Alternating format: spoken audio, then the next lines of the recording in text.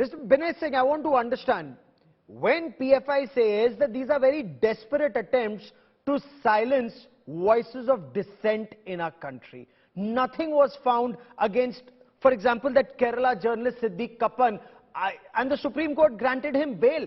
This just goes on to show that a hawa is being created. You know, there's a lot of fear-mongering that's happening, but where is the hard evidence that PFI is involved in either establishing a Sharia state in India or breaking India into pieces? Gaurav, a piece of suggestion from my side to my fellow panelists like Majid Hydari. So every day we discuss something. Now we are discussing PFI. Very recently we had discussed, farmer protest, and we come up with our own views. You must know that this week the CPI Maoists, they have come up with a declaration, a 22-page declaration. That is not what I am saying. They have completed 18 years of merger with CPI Maoist and PWG. In 2004 they merged. They have completed 18 years, and they have come with a 22-page document this week which mentions that we were victorious and our people, our members, CPI Maoist members, they participated in the farmer protest. This is not what I am saying. This is the document of the CPI Maoist itself. So whenever we speak something on a national television channel, or it is a platform, a lot of people watch you, many of them follow you. So your emotions and my emotions can be misused. And this is a tactic, this is a strategy which the PFI was using. And nothing is random. Just in 45 minutes, 20 states, 95 raids, 100 arrests on the very first day. That means our agencies have done a massive homework. There is a massive homework behind these massive raids. And one more thing, certain set of questions, I can see in the last 3 days, there is a pattern in the questions, like what Mr. Majid Hydari just did. First question, why the late action? The second question, why to debate? Let the court decide. The third question, the government is targeting the Muslims. The fourth, why we are against PFI, but what about RSS and what about Dharm Sansad? And the last, who are you to blame? So they have come up with a certain set of questions, and I can see a pattern in this question. Fair enough, but where are the answers? We are a democracy, we are not a police state. Mr. Binay Singh, where is evidence of complicity of PFI in breaking our country? Gaurav, this is not the first time. Look what happened in Patna. The police or the NIA has come up with several revelations that there was something to target the Prime Minister. So leave this issue. Just go back few years back in Bhima Koregaon. In Bhima Koregaon, the main accused in conspiring to kill the Prime Minister was Rona Wilson.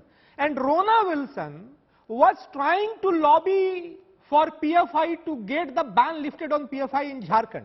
The second instance I am telling you, this is on record. The second instance, there were people, I can name them.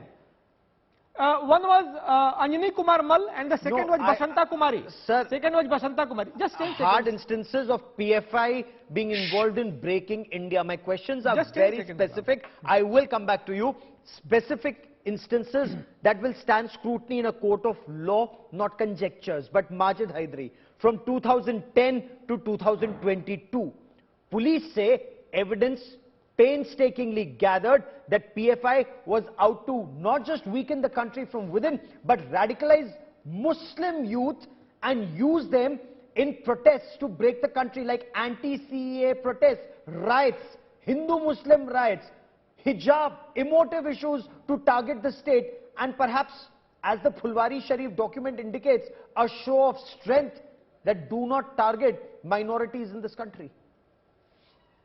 Well, Gaurav sir, firstly, I feel that ahead of 2024 elections, we have some minority becoming a cannon fodder. I'm not naming that minority.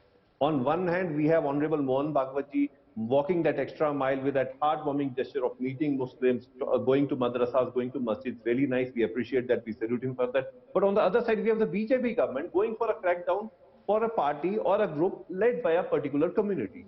So that is something which is intriguing about what is going to happen ahead of the 2024 elections. What is going to be the cannon for that? What is going to be the manifesto? Blah, blah, blah. And second point, which is very important here, is that we never raised these issues of threat to life, etc., when we had the cowl vigilantism.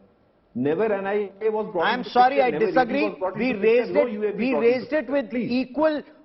equal amount of interest, because nobody should be allowed to violate the law. And my question then is, why equate PFI with Indian Muslims? It's an organization. That organization is being targeted. Why should it be seen as Muslims being targeted? But let me once again take this question to Mr. Colonel Singh.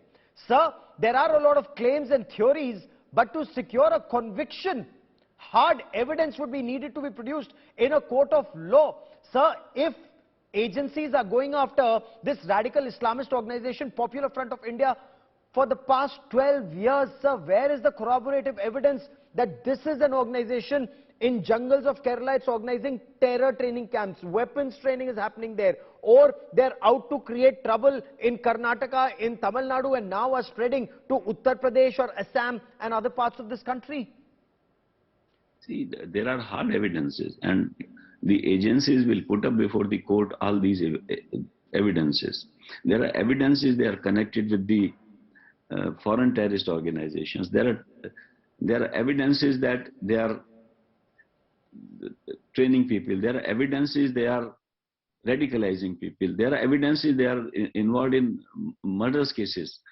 So it is, one cannot say there are no evidences. Certainly the agencies, they have collected the evidences, they have conducted the searches, and after this they will be putting this before the court. Okay. And at that time we will come to know precisely what are the hard evidences available. The agencies cannot arrest people without evidences. So they are doing it with knowingly what they are doing. They are doing with the evidences available with them.